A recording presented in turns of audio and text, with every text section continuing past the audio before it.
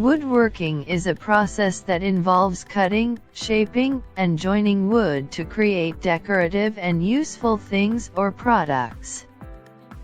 You can create a lot of different objects from woodworking, and these objects can be as big as house or as small as wooden toys.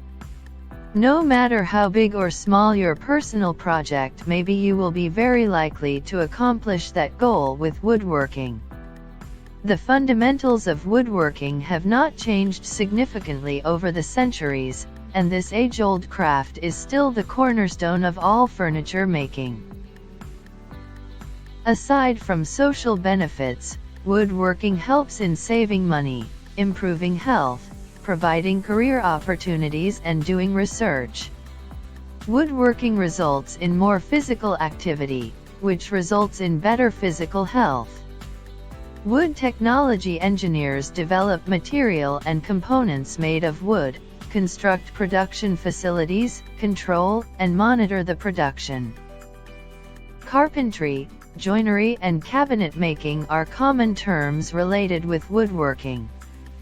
Carpentry is related with the works of roofs, floors, partitions, while joinery is related with the making of doors, windows, cupboards for a building.